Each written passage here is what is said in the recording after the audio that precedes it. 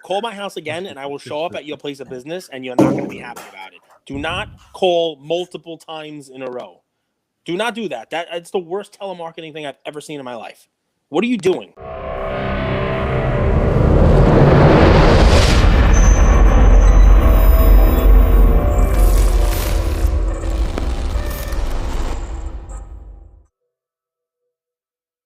Great, and then you disappear.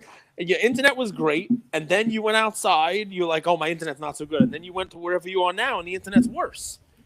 So I'm not mad. I just, I consider it like I want to go. I want to start talking. You have a million things you want to talk about. I want to get on a plane and go out to Mint Collective. I'm seeing people starting to post stuff about it already. I'm excited because, I want to go out there. It's gonna be fun, man. You watch Storage Wars? You ever watch that show, Storage Wars? Dave Hester, he says, yup, that guy. Well, there's another dude, Renee. The premise is people like die and they have stuff in their storage and you get the bid on it. Is that show? I mean, that part you're reading into it. People don't necessarily die. That's definitely not on the show. They never show anyone die without paying for it. The premise is there are storage lockers that go unpaid. For whatever reason. Maybe people are in jail. Maybe people die, all right? Maybe people forgot about it. Maybe they don't pay for it because they don't think what's in it is worth anything. Maybe the whole show is rigged. I have no idea. But anyway, one of the cast members of the show, he posted on Twitter last night, I'm going to be at Mint Collective. I'm like, oh, my God, I want to see this guy. And he wrote back. He's like, I'll be there Friday and Saturday. He wrote back to me. I was like, yes. It was awesome.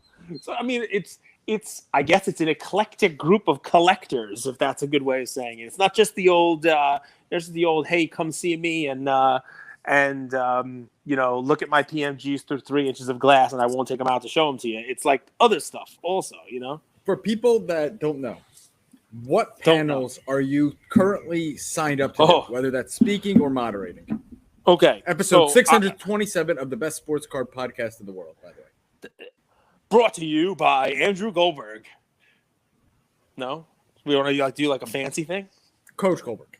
Coach Goldberg! He's back! The coach has made a return. Buddy Garrity. So what am I doing? Right now, I am scheduled for the signature event on Friday night where I'm doing a panel with Eric Myers, Jay Lee, and Leighton from Vintage Breaks to talk about building a collection. And then I am doing on Saturday, I'm moderating a panel about the rise of the UFC and their collectibles. So we have someone from the UFC as well as someone from Panini and someone from Dapper. We'll talk about that. We'll talk about NFTs. One of my favorite things is the way you say Dapper, by the way, just so you know. Dapper. People that have been with us since last year, you've really hit the R sound hard. It's a menacing sound. I say Dapper? Do I say Dapper or Dapper? Dapper. Well, because here in New York, with the accent, people will accuse me of saying Dapper, like D-A-P-P-A. So I make sure I hammer that R. You know what I mean? It can't just be Dapper. It's a menacing sound. It's Dapper. That's why they don't call it Mukta. Dapper. So, and post the Dapper, I am slated to do a cool giveaway. Paul Pierce is doing a 1-of-1 basketball autograph for someone's going to be selected. Yeah. So he's gonna call. I know I'm emceeing that. It sounds like right now. I'm gonna call Paul Pierce up on the stage. So that could be. He goes by cool. The Truth. I'm not going to announce him as the Truth. Yeah, but the Truth is here. The Truth is in the building. Well, then I will say that. Give a exactly round of applause and a warm welcome. A warm Hakkasan welcome to the Truth. He's here. And there's Steve Aoki out of the corner throwing cake at people. Steve Aoki, sell. Steve Aoki's here to sell, everyone. It's the top signal. If Steve Aoki's on it, top signal. I heard Steve Aoki bought a box of V-Friend Zero Gold for $15,000. Sell, Mortimer, sell. You want to talk about that? You and I haven't spoken about my internet fame. We haven't spoken about it. I didn't know you had internet fame, so I'm glad we talked. You have internet fame? I don't feel like I do. I think I'm the biggest loser in the hobby. If I could. But what happened? You're telling me that we haven't spoken since you had internet fame. I didn't know you had internet fame. What happened? Tell me about it. Tell the listeners, because if I don't know, they don't either. we did a show. I think it was 3 days ago, and 3 days. said South Park cards broke as fuck. It's in South Park 2, and I don't remember you saying South Park exactly 2. that. But go ahead. Let me say. And then he did like a story post. He talks about how they're show bidding on the VFriends stuff and how influencers are pumping it or speaking highly of it, even though they know it's trash.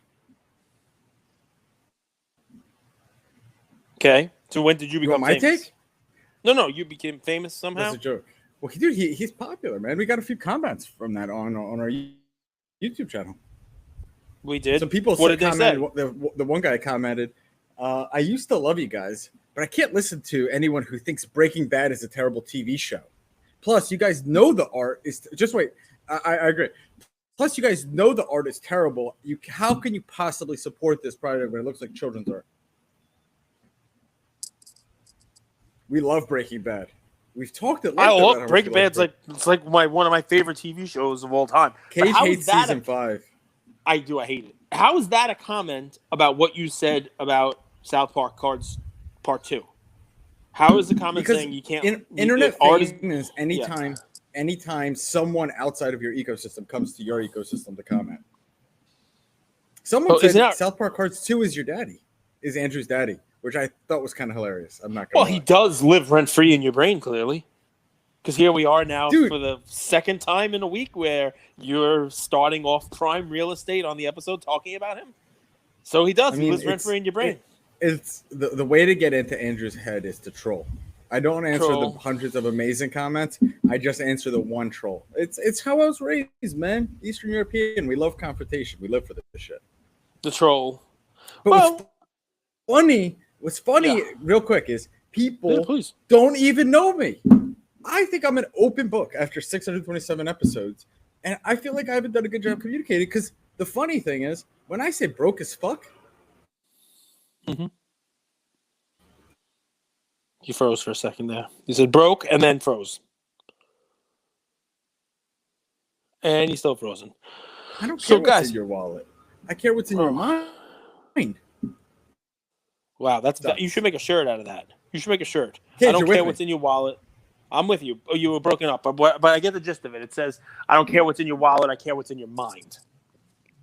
Open your mind. What the fuck is a mentality?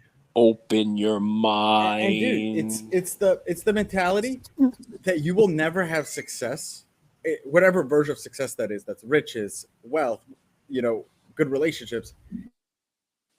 If you try to no matter how good you get at tearing other people down, you'll never be successful. That's writing is broke as fuck. And I live that. So I wouldn't wish that on my worst enemy. All right. Well, I mean, listen, you posted a nice little picture of yourself today. I guess it was you. You're out on like poolside, beachside. It was, it was pretty nice. I mean, I liked it. Super off brand for me, right? Not really. But I mean, it's Mexico, so that's completely on brand with you, right? It is the brand. You've known me for 627 episodes. When do I ever flex? You flexed before we started our show. You were a flexer. You flexed the beach. You flexed the place where you were staying. You had more pictures of you with the unkempt hair and the blue eyes, kind of like looking out over the balcony. Come hither eyes is what I was calling him. At the time. I'll find it. I'll find the picture. I used it a bunch of times when ever since I met you, my eyes are darker. That's it. They're dark. They become. Whoa! You killing a bird over there? What are you doing? Don't kill birds, man. Birds are nice. Dude, birds today are good. They're good. Yeah. I'm gonna move. My sister's doing an interview here to the right. That's why I'm not inside tomorrow. Nice. I'll be inside doing the episode, but where it's closer to the router. But dude, there was 2 cats attacked the dog on a walk today. It was actually incredible. 2 stray cats literally jumped this dog walking. 2 cats attacked a dog. Yep. That is interesting. Did you jump in and help the dog? What kind of dog was it? The girl that was walking in was kind of cute. It was Jack Russell Terrier. That kind of vibe. I kind of like that. I kind of like it. A little that kind of vibe. I thought it was hilarious. I thought it was Okay, hilarious. I'm not gonna lie. So what kind of interview your sister have? For a job. Is it going well? Can you hear it? Can we hear it? Let's listen in. Let's give her some help. Let's cheer. So, Cheering is hey! good. Help is you know, you only want to help people when they ask for it, you know, because sometimes it's like, dude, shut up. I've heard your spiel a lot. Let me do this. And that's good, man. That, as a leader, brother, father, I think you want people to want to take ownership for their shit. Own your shit. I'm with you on that, man. All right, so what's going on in the world of cards you want to talk about today? What's going on in the world of sports? Kyrie is back, right? We talked about that a little bit. Although, you know, it's interesting to see here how it was done with pomp and circumstance and a big press conference at Citi Field. You know, Steve Cohen's, whatever his name is, Cohen's backyard. You know, and listen, all of a sudden, now athletes have an exception, and the rest of the working stiffs do not. So, yeah, it's an interesting thing. It's definitely an interesting thing. I sense a bit of resentment in your tone. Am I picking that up wrong?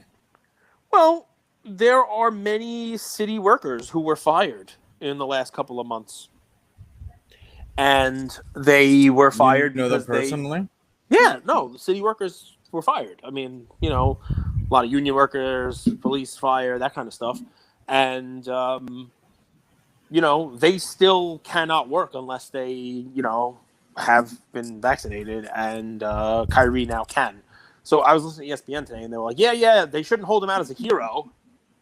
They're not going to hold him out as a hero. He's not. People are pissed. You know, people are angry. It's all these being politicized. But it's not Kyrie's fault. They're not mad at Kyrie. No. So it's not that they're mad at him, but ESPN was like, oh, you know what's going to be bad? People are going to hold him out as a hero. Trust me, people are not holding him out. Oh, he stuck it to the man. No, he didn't. Somebody paid somebody. You know, and the Nets should thank the Mets and the Yankees because obviously they were enough of a draw that somebody got to the mayor and said, we can't have opening day without all these guys who aren't vaccinated. We could care less about Kyrie and the Nets. But baseball can't be, you know, it tells you who runs the city. Yeah, so right. That's an interesting thing. It tells you who runs the city, huh? It also tells you it doesn't necessarily mean they're going to win anything because the Grizzlies beat them up last night with both Kyrie and Durant. You know, tells you how important somebody like Seth Curry is to be healthy and spreading the court. What's the matter? It also tells you how important it is to watch the games and not look at Bro Namath's story. Who watch what? That's what basically where you get your NBA facts. Is Bro Namath's story. I watched the whole game last night. You can ask me anything about the game. The Grizz are better without Morant. The Grizz are 15-2 without Morant, and they spread the floor well. Better without Morant. Yeah. Well, so I said that to you last night in a text, way before. Yesterday. Yeah, but did I do that before Bro Namath posted? I think so. You. I mean, all right. Go ahead, you talk, man. Enjoy. What else you got? I mean, we'll hear every fourth word, but you tell me what you want to talk about.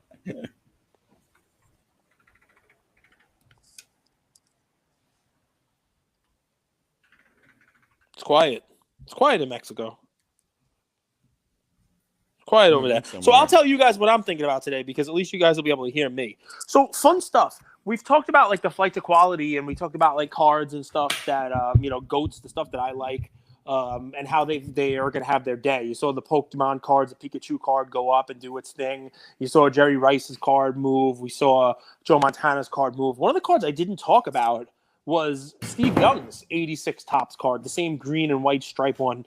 And it's pretty damn rare in PSA 10 and it previously.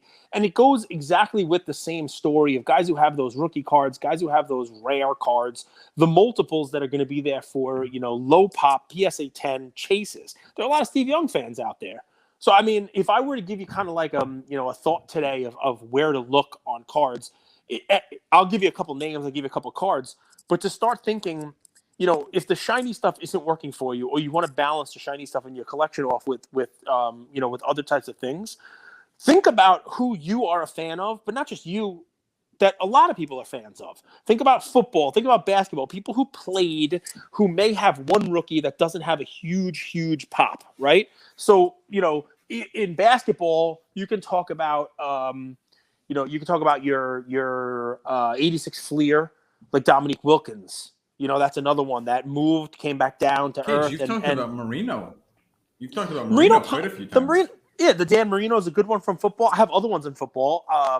Take a look. If you are a Steve Young guy and you don't, or gal, and you don't want to be buying $100,000 card, I got another card for you that's got also a minuscule pop in PSA 10, not as much as the 86 tops.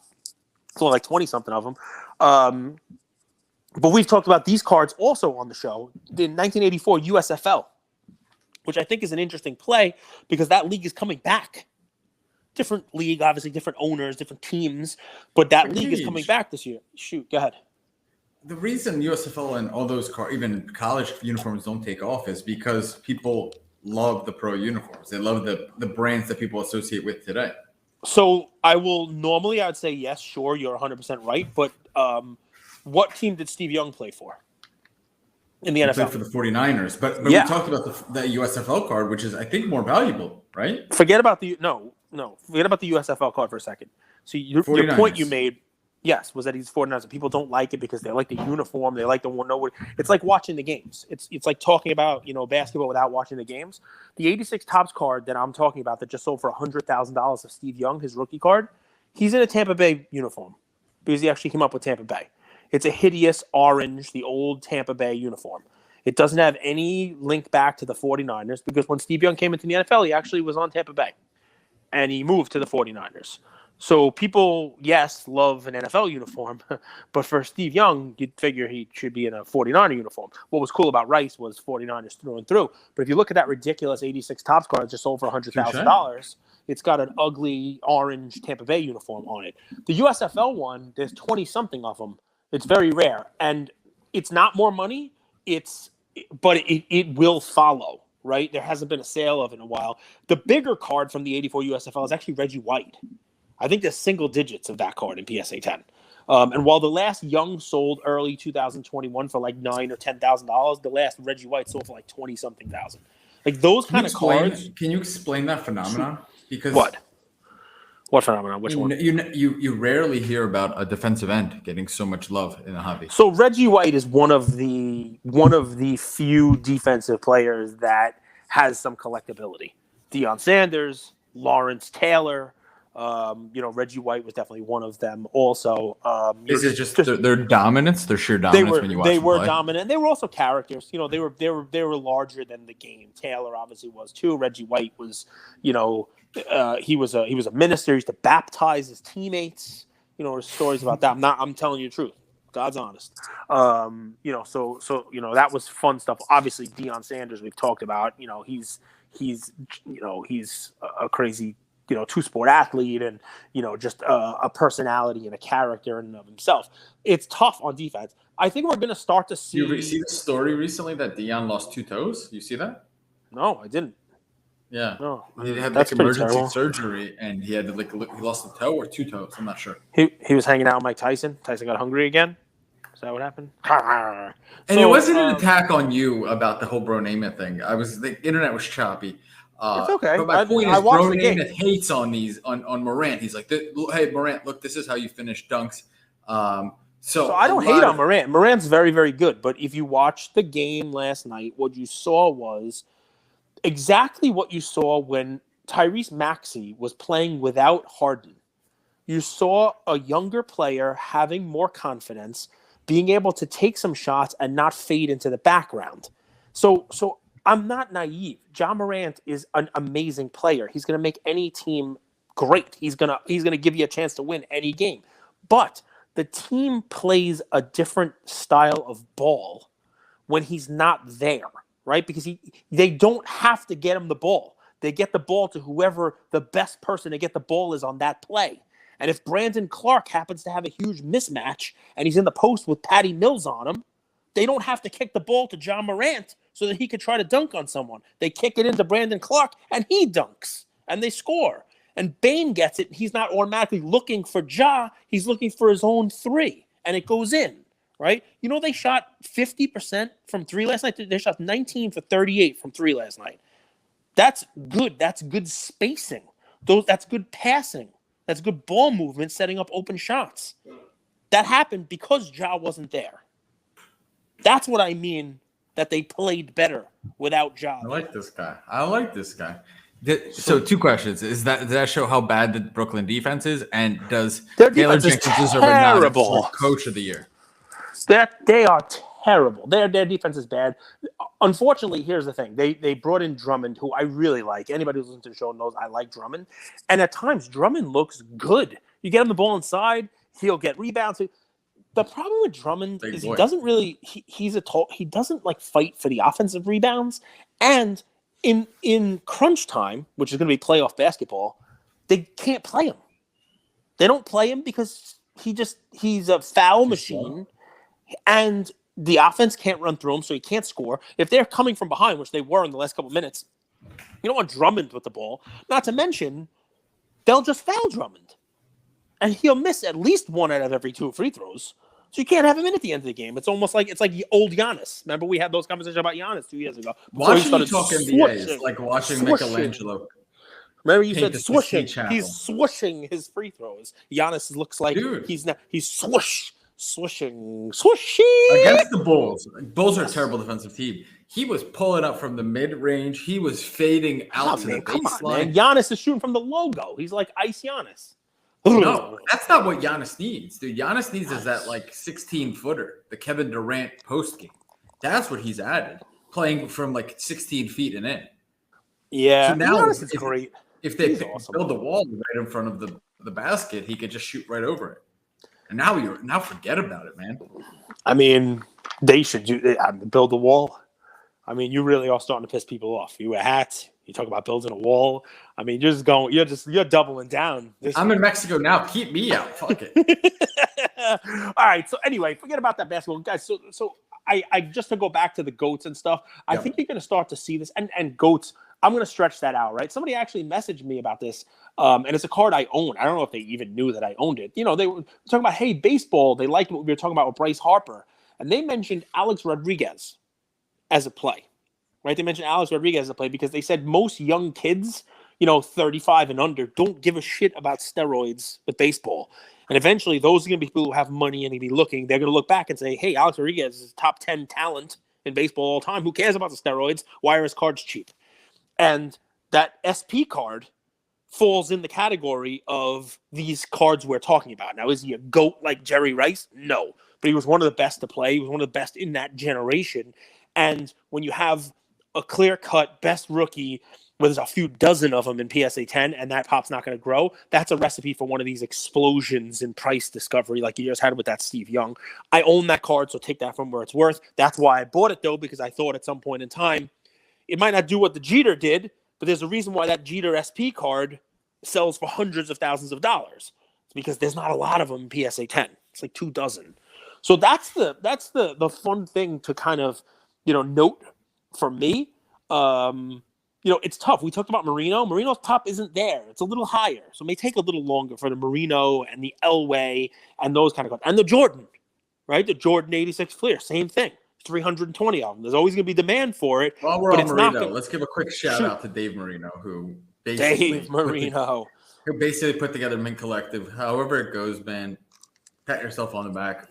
Planning an event is just super difficult. Keep going, Cage. I apologize. Yeah, I mean, listen, depending upon what your sport is, what you can do is you can type in, like top 50 players of all time and their rookies. You know what I mean? You pulled one out, difficult and real high grade, Johnny Unitas, right? He's on there. Everybody knows what the Johnny Unitas rookie looks like, right? In real high grade, it's a tough card. If you're a basketball guy, there are some, though, you have to do research on. You're probably not going to be buying a PSA 10 of the Magic Bird and Dr. J, the triple card from 80 Tops, right? Can I give my play, which is literally on that same line, or do you want to finish? Because my play is that exact same thing. So that card, though, when you drop down to PSA 9, which is not a cheap card, right? It's depending upon where it sells, anywhere from $18,000 to $30,000, depending on what month it is and what the card looks like. There's like 600 of those in PSA 9. So that's not the card that's fitting in my category of what I'm trying to tell you guys now, where it's going to go from 20 to potentially 100, like the Jerry Rice did, like the Reggie White did, the Reggie White, and like the Steve Young card just did. because there's still enough supply of that where it's not going to have one of these just, okay, a couple people want it, got to chase it. Rich people battling for the very few that are out there. That's not that kind of card. So you do have to do a little research. But yeah, what do you got? Shoot. I sent you this card today, Cage. The Kareem? I can't believe you didn't. Yeah, I can't believe you didn't respond to it. So I'm always fascinated by, like you said, the greats of the game, but also the greats of the game who innovated. Like Rick Barry used to shoot free throws underhanded, which is crazy. Yep. No one does that. And I'll tell you, man, no one shoots the skyhook. It's a dying art. Like I don't know many players who've shot the skyhook. I know here and there people have added it to their game, but that was his bread and butter, Kareem's. And he is the all-time leading scorer in points. And I want to show you guys a card that I think is super, super cool. It kind of goes along the lines of when I paused you with Larry Bird, Julius Erving, right? So look at this card. I was kind of having fun. I was watching Kareem Abdul-Jabbar's highlights, which are kind of like lowlights. They're hella boring, if I could be quite honest. It's just him shooting skyhooks. But this is the 1972 Topps card 163 with like the denomination of All-Star. And if you zoom in, you're going to see Kareem on the Bucks shooting a skyhook with Wilt Chamberlain right there. And I think that's kind of a cool card to get for, I mean, here's a PSA 7 for $160. I bet you could get this card raw in a variety of conditions. I would, if I was buying this card, I would buy a really nicely centered copy because if you're going to be right, you should be right. You know what I mean? You don't want like, this card to do some things, but you bought a shitty copy, right? If you're gonna invest, get a nice copy. But I'm curious your take, because you know vintage way better than I do. But just like browsing the internet, having fun, I thought this was a super cool card to find from 50 years ago now. So I mean, I like that card. It's cool from a storytelling perspective, right? Because you look at the card and you're like, wow, look, there's Wilt Chamberlain, and look, what team is Wilt on? The Lakers. Wilt's on the Lakers, not Kareem. Kareem's known for his stint at the Lakers. Kareem's on the Bucks. Kareem's there on the Bucks, right? So it's pretty funny because Kareem is the Lakers. Kareem is LA through and through. You know what team he played for in college? UCLA. Yeah. He has that photo of him walking off with John Wooden. You're getting that little snapshot there where he's playing against LA, for that one little, that little moment there in the beginning of his career when he came out in Milwaukee. So it's cool there in that regard. Obviously, you have two greats, two big men. And then you get the skyhook, which Kareem likes to claim could not be blocked. But Wilt Chamberlain blocked it twice on the same play, on the same possession. So it definitely can be blocked. It's sort of like Daniel LaRusso's crane technique. Mr. Miyagi claimed that, if do correct, no can defense. But, I think you can defend against the crane. I think it might be an illegal kick, John Lawrence might tell you. So, anyway, it's a cool thing, man. He was like 7'2". He played bigger than 7'2". My phone's ringing. Is it a skyhook? I'm trying to find the pop on this card. It's really not a high pop card. So it's from the 1972 Top set. Card number 163. It's the All-Star. So his main card, I'll pull it up as card 100, where there's 1,100 graded PSA. But the All-Star one, there's only 312, not a single 10, 9 PSA 9s, wow. 57 PSA 8s, 63 7s. So it's not a super high pop card. You're not going to see a ton of this card 9 out there. PSA 9s. That's crazy. I mean, think about that. There are people who will buy. There are people who buy Kareem cards now, like more modern stuff. Cage is getting calls from telemarketers. How Bring me the phone. The meatloaf. Mom. Bring me the phone. The meatloaf. Hello? Yes. I know who you're calling for. Call my house again, and I will show up at your place of business, and you're not going to be happy about it. Do not call multiple times in a row. Do not do that. That's the worst telemarketing thing I've ever seen in my life. What are you doing? My daughter picks the phone up. She tells you we're not interested, and you call back. Oh, you know what I'm gonna do? I'm gonna finish my podcast episode, then I'm just gonna keep calling you multiple times and see how you like it. What do you think of that? I'll try to sell you something. I don't like it when you do it. Okay, but I answer because I love you, man. Great, wonderful. Thank you. You have a lovely day. Take care. Nobody needs solar. Hey, now you crossed the line. Okay, I'm leaving it here. We'll leave the phone here. We can leave the phone here just in case it rings again. Yeah, Dude, just in case it rings again. So anyway. This episode is completely off the rails. So, No. do you remember prank phone calling? No, I never prank phone called anyone. How I much never would do that. That was terrible. was It's that, harassment. man? It's harassment. No one prank phone calls anymore. So, Not yeah, when you're a because kid. everyone's afraid. Everyone's afraid you're going to get arrested. It's going to be bad news. Me, my poor daughter goes and picks the phone up. She says, "I'm sorry, I can't talk to you," and they call right back. That's messed up. So anyway, listen, the Kareem thing, the skyhook is cool because he set it up where he was shooting, he's off of one leg, he's throwing, and he's got his hand up so high that it can't be blocked. It's a cool thing, right? And the unfortunate thing is you can't tell what his percentages were on it because his heyday was before the internet. No one's tracking that shit. But it's a pretty cool thing. I remember in the 90s, they tried to teach Shaq not a sky hook, but like what they called like a baby hook shot.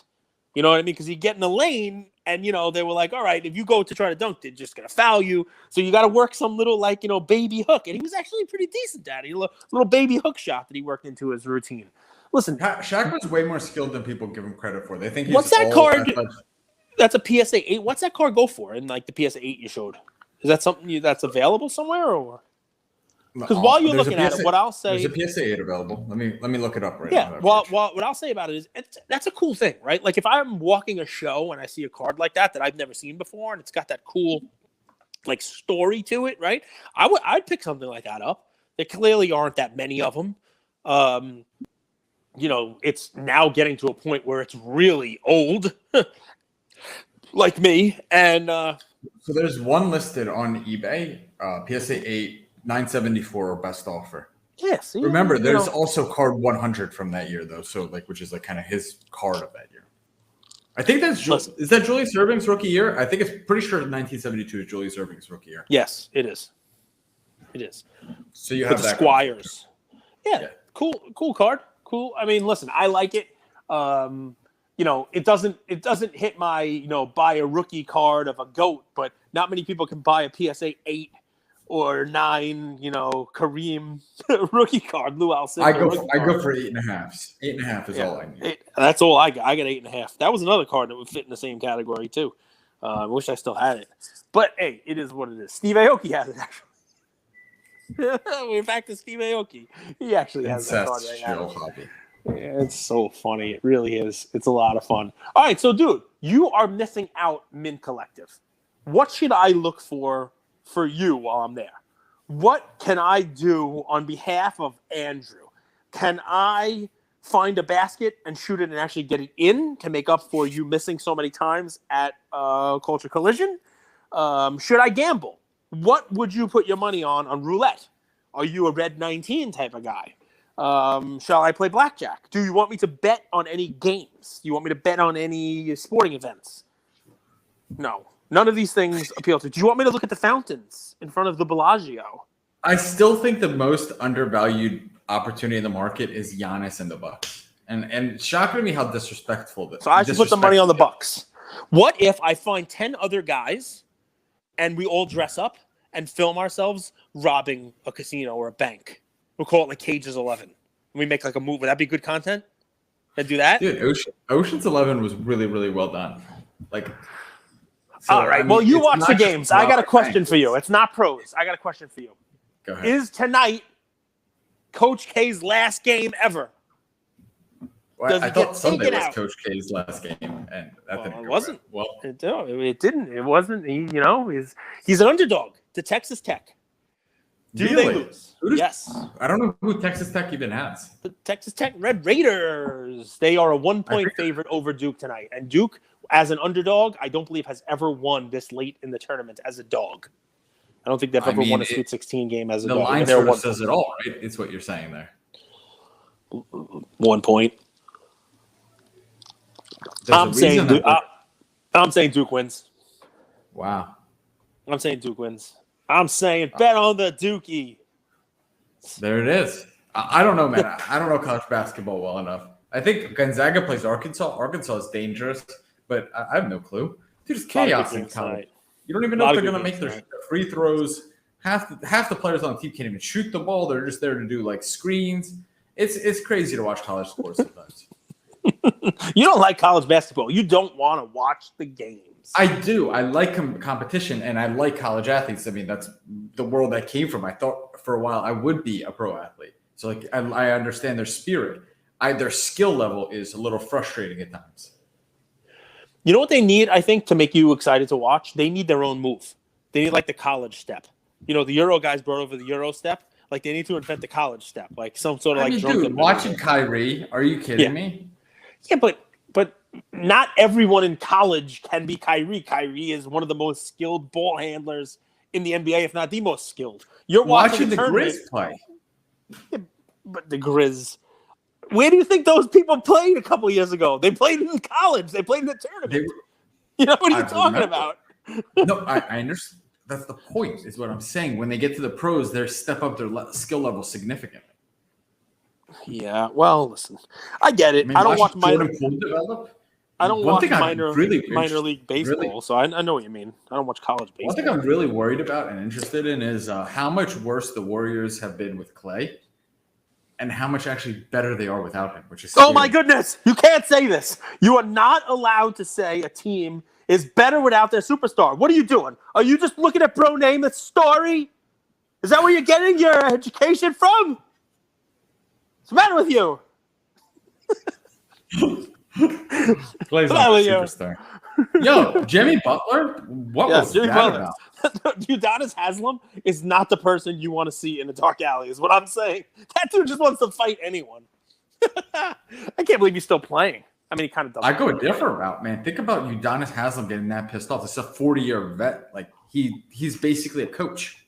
He is a player coach. What could Jimmy have said that got him so pissed? Here's where I go with it. If that's what they look like in public, what must that team be like behind closed doors? What do their practices look like? They must be like a bomb waiting to go off every single minute. Spoelstra clearly doesn't have control, right? I mean, how does that happen?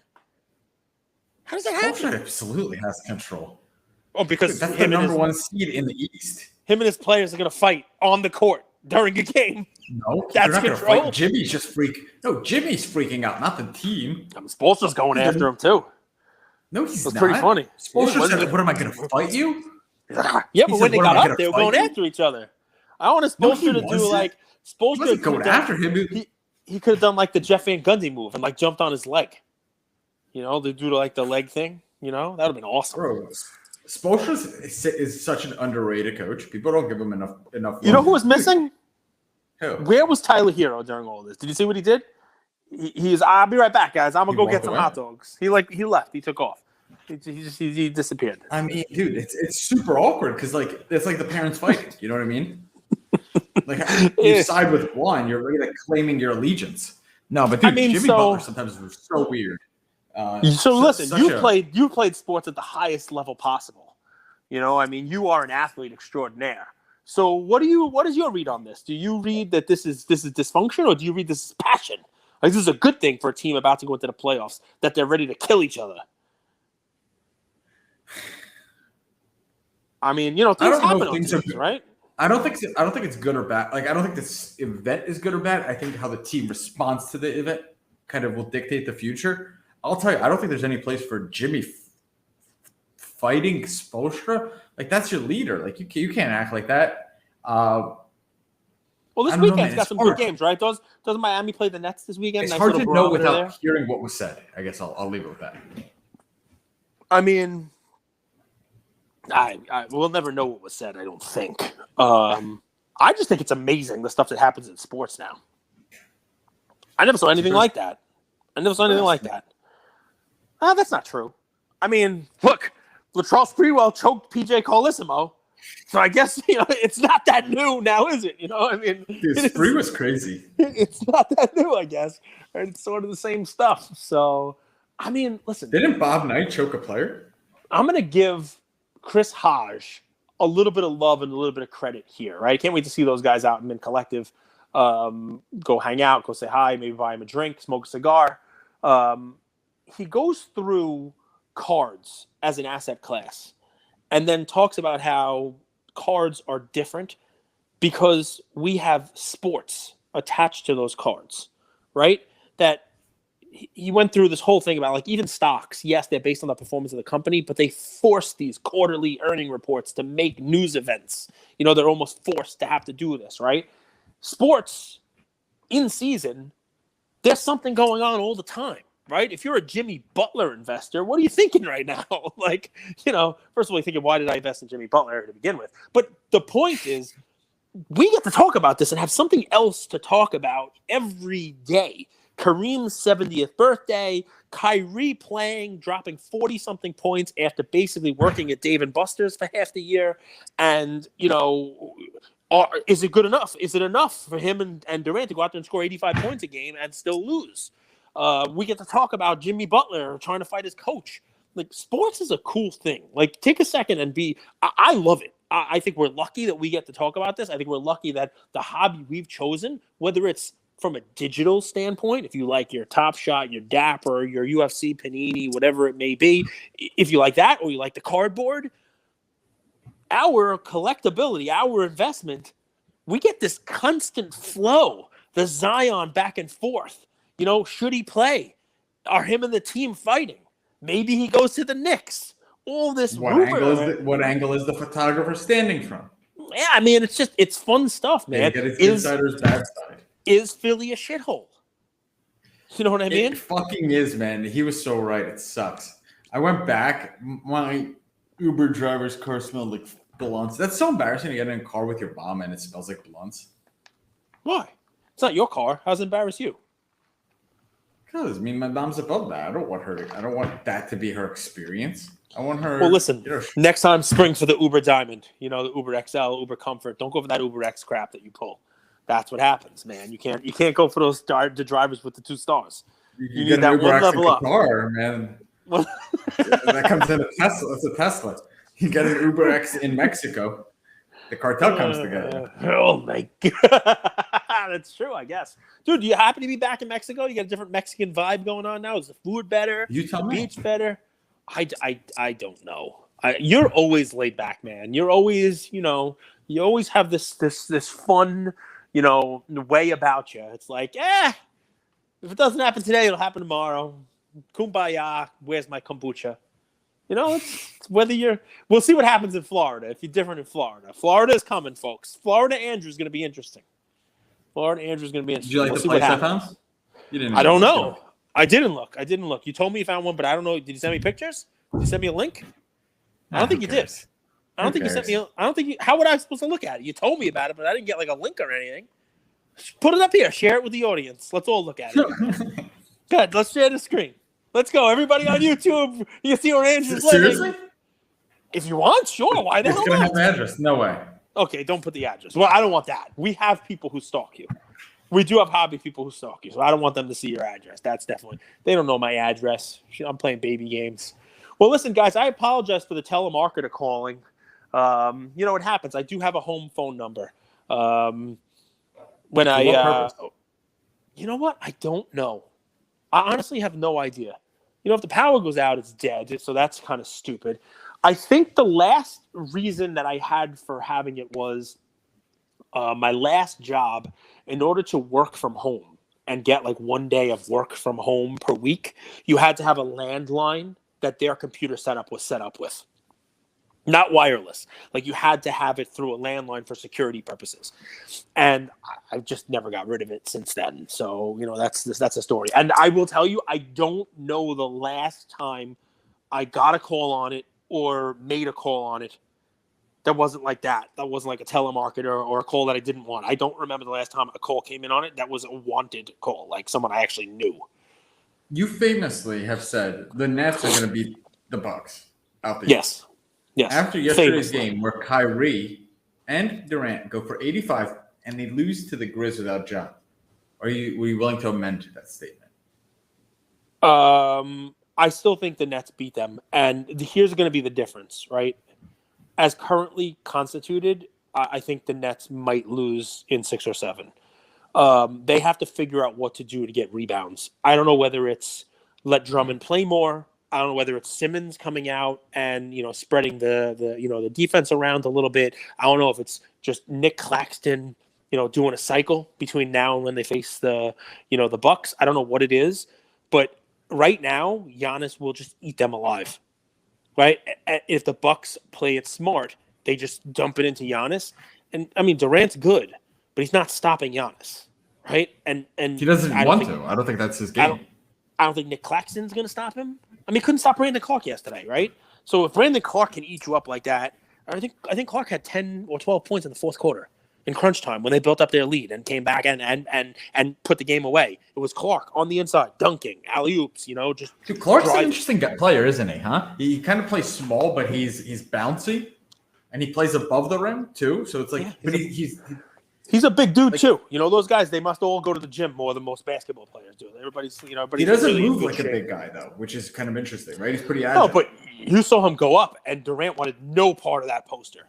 Like, Durant looked like he was going to jump with him and then didn't. You know what I mean? Like, jumped away. So, Jaren Jackson Jr., does he deserve credit for Defensive Player of the Year? You know what? It's funny. He does the little things you need to do. He's, for a big man, he shoots the three-pointer really well, and he plays defense. He plays scrappy. He also is an underrated passer. He gets the ball. He moves it well. He moves the ball around well. That team is interesting. I got to tell you, though, I think the spotlight of the playoffs, a meaningful playoff series, might be too much for them. I do. I think they might actually be deer in the headlights in that first series. They may lose their not first in the first series in the Western Conference Finals. No, in the first series.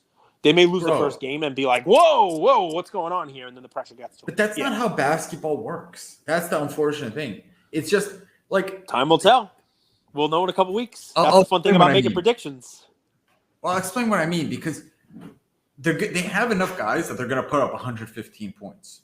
So the other team has to put up that many points. They have because they have the guys. They have the weapons. They might have one game where they're off shooting, but they attack with such relentlessness at the rim. They're going to put up 115 points. Who's going to match them? It depends who they play. You know what I mean? So they're going to be probably the 2 seed, 3 seed. Where are they going to be? I mean, Golden State keeps losing. Two. If they're the 2 seed, sure.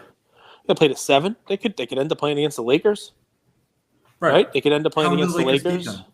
They don't have enough guys to score enough points. Like LeBron will have to score 50 points every game to get them. The Lakers play. You would assume Davis is back and healthy. Fine. Right? And the Lakers play a large lineup and try to slow the ball down. And you go in to Davis. You do a lot of post up. You do a lot of half court offense. You do a lot of set offenses. And you don't let them run. You don't let them control the pace. And the Grizzlies are not as good on the half court set, especially with Ja. They're much better in transition. They're much better running the ball. They're much better pushing pace. And I'm not saying, listen, this is pie in the sky, right? I'm not saying all of a sudden the Lakers who can't play at all during the year are going to be able to turn it on and control and dictate the tempo and you name it and stuff like that. But I can see that happening. I mean, I can see if Anthony Davis comes back healthy, that's a very different team. And I don't see anyone there who can stop what LeBron and Davis would be able to do on the inside. So, yeah, I mean, I think if that's the matchup, it could get very interesting. It could be very interesting for those guys. They had 7 guys yesterday with 10 or more points. Yeah. That's my point. But that was my point when I said they were better without Ja because they spread the ball around and they played really well. They did. That was the fact that they were. It's really hard for 7 guys to have an off night. I guess that's where I'm going with it. Like when you rely on 2 guys, then those 2 guys have to put up 80 points and then hope that the rest of the team right. And in the playoffs, they'll be not as spread out. They'll be more reliant on Ja. And if Ja has a bad night and continues to put up shots, which is why I say they look better without him. Yes, they lose game 1 in the playoffs, and all of a sudden it's a bunch of young guys who don't have a captain, don't have anyone who's been there before, don't have anybody who talks to them and says, hey, guys, it's just one game. Don't worry about it. We're the better team. We have 7 guys who could score 15 points. We're not going to have an off night. And then before you know it, they're down 2-0 to a team like the Lakers who, doesn't give a shit, and they lose. I'm not saying it's going to happen. I'm saying that I can see it happen. Especially because who's the guy? Who's the Jimmy Butler on their team, right? Who's the Chris Paul on their team? Who's the guy on the Grizzlies that's going to say, all right, guys, we lost game 1. But don't worry, I've been through this. 5 years ago when my team played the blah, this is what happened. Don't worry. Don't get ahead of yourselves. It's just one game. We're the better team. They don't have anyone to do that. Well, not their coach. I think there's two. Well, first off, Steven Adams is a tough-ass dude. He's tough, but he's never been anywhere. He's never played a meaningful game. What does he do? He made the Aquaman. You remember? You don't think Adams has played some meaningful games on OKC, dude? Yes, it's true. I don't understand. He did. He played some good. He played some meaningful minutes on Oklahoma City. He made it to the finals, right? I don't understand the laugh, though. Yeah. Okay. Fine. Anyway, he didn't. You could go through, like, you could have veterans on the team and they bring experience, but you could also have young guys with tenacity. Like, if you remember the Warriors team, they did have some veterans, so I'll give you that. But like, dude, Drake, Clay, those guys, even when they were young, they were tough. And this Grizz team is a lot tougher than people give them credit for. I think, was it after the Lakers game the thing came out where it was like the Grizz talked the most shit in the league? Yeah. You wouldn't expect that from a young team, but they are gritty. They are tenacious. They are competitive as fuck. Yes, they are competitive.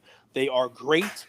And gritty. So are the Jazz during the regular season. And Gobert's not competitive. Dude, Gobert and they don't come. And they win, and they put up great numbers, and they do all that fun stuff. I mean, it's a lot of stuff. So I'm looking at it. Yeah, Steven Adams in the playoffs in 14. He definitely had a little bit of a run there in 14, right? Against that's not what you said. Don't change your narrative. He did. He had a little. He had some stuff. Steven Adams is not going to be the guy who's going to be like, "Hey guys, it's great." They're going to be like, Steven Adams, just go back to the bench. Go back to the bench and if you really think that about Adams, make silly faces. Dude, Adams is one of the most respected players in the league. You talk about 7 guys, right? All 7 of them scored 15 points, right? Right. Steven Adams didn't even get in the game. Right? He wasn't even playing. He didn't even play yesterday. He was just sitting on the bench doing silly stuff. He's making faces. He's not the guy who in the clubhouse, if they lose game 1, is going to step up and say, "Hey guys, you remember that time when I was a killer on Oklahoma City? I was the 4th guy on that team. Don't worry, we lost game 1 to the Spurs. We came back." What he's going to say. He's going to say, "Let's play our ball. Let's play our ball." And we got the better team. It's going to rally him. It's going to be like Rudy, right? Steven Adams going to rally. Have you seen Steven Adams screens? No one wants to go through a Steven Adams screen. I love talking to you, man. You want to know why? No. Because it's about what's on the floor versus what's not on the floor. It's the same thing with Giannis, right? Giannis is the greatest player ever. That doesn't mean you buy his cards. Steven Adams may set one hell of a screen. And you're right. Nobody wants to go through his screen, right? He's a big dude. And that gets his guys open. They're going to get open. And it gets his guys open. And he's amazing. He's got good hair, right? He looks like Jason Momoa. Like, I could say lots of good things about him, too. But he's not the guy who's going to rally a bunch of 22 and 23-year-olds who just got punched in the mouth. What this is about is Mike Tyson saying everybody's got a plan, right? Everybody's got a plan until they step in the ring and they get punched in the face. And all of a sudden, you either got to fight back or you're done. The Grizz, we don't know what's going to happen if they get punched in the face. And maybe they don't even get punched in the face. And you might be right? Mickey may be in the corner. Mickey Adams may tell Rocky, "Don't worry about it, Rock. Go ahead, go get him." And maybe Steven Adams Where do you rank leadership, like a young leader? Where do you put him? Since I think the team's better without him, I think he's a pretty shitty leader. Do you have a play? My play was Reggie White, USFL. Dude, people are gonna let you know you're happy with this comment. People are not going to be happy with what comment? That people love John. South Park. People are South not Park lives rent free in your brain. South Park lives rent free in your brain. Listen, but here's the thing, right? And it's not that expensive in there anyway. Let's call it how we see it, okay? People are not happy with some of the comments.